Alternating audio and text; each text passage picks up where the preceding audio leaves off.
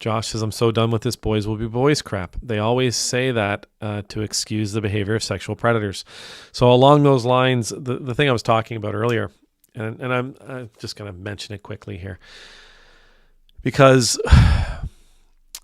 there was a pastor in the U.S. and they found out that he'd been doing some pretty nasty things. And honestly, I can't remember his name, but that's not really the thing that strikes me.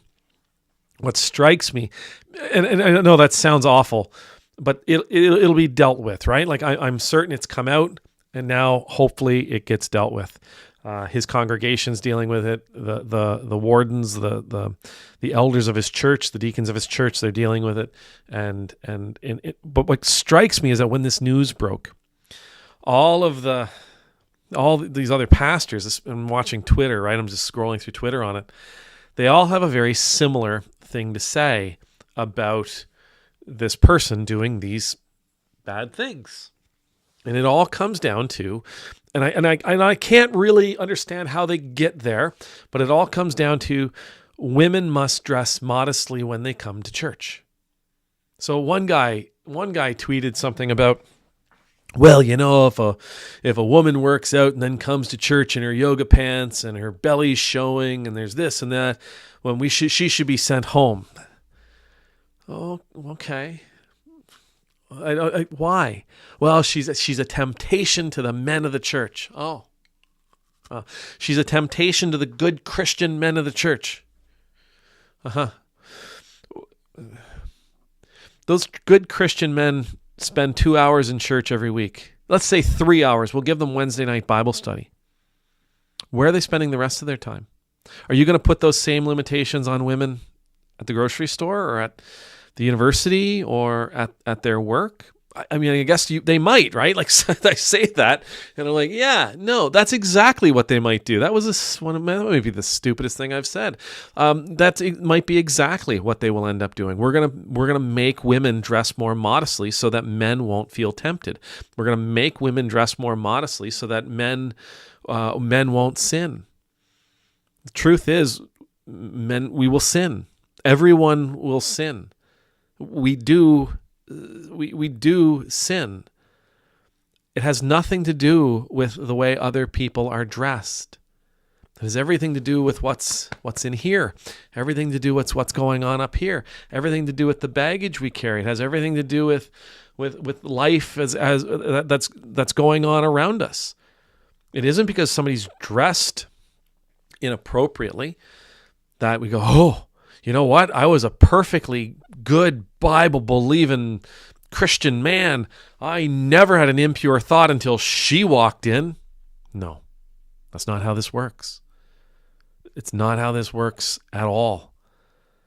Right? From a purely pastoral perspective, those thoughts are with us. And really, I would argue, when you try to suppress those thoughts is when you end up getting in trouble. I'm going to bury them way down deep. I'm going to bury those things way down deep. I ain't going to think like that no more. That's when you end up getting in trouble.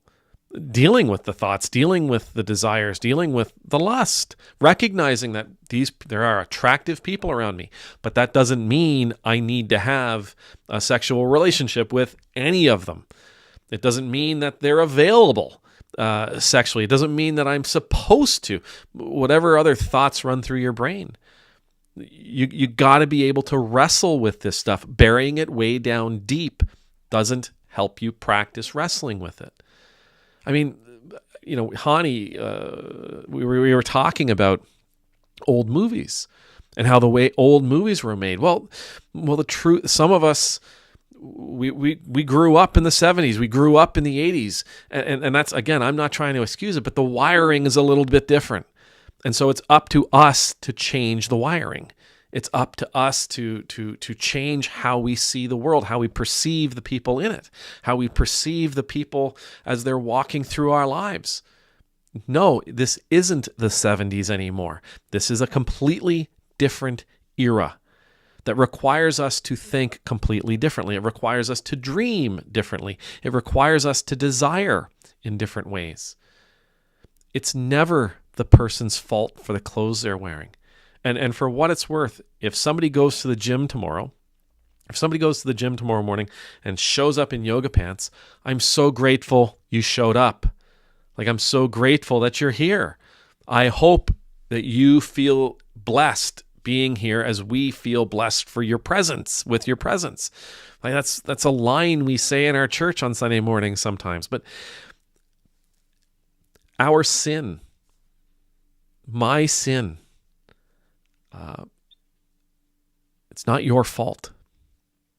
My sin is my fault. Jesus actually, in one of his teachings on this, in the Sermon on the Mount, if your eye causes you to sin, right? So, she looks good, right? That's not a sin. Now, I'm going to do this and this and this and this and this, and then I'm going to start trying to, and I'm going to do this, and I'm going to, once you get into that place where you're figuring out how you're going to pull this whole get together thing off, now you're in that sinful territory. But he says if your eye does it, he doesn't say get rid of them, cast them out into the darkness where there'll be weeping and gnashing of teeth. No, pluck your eye out. Right? If your hand causes you to sin, cut your hand off. It's on you.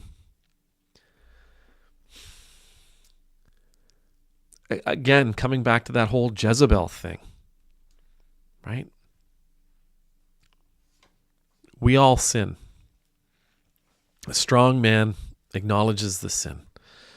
A strong man acknowledges the sin is theirs. That's a better way of putting it. The strong man acknowledges that they've sinned and that the sin is theirs. The sin is their responsibility. The sin was their choice. They missed the mark because they chose poorly. They chose badly. It's on them. A strong man, strong person carries that. We are talking about, in this case, particularly about men. A weak one, no, it's her fault. Look at what she's wearing. Right? That's what a weak man does. Amen.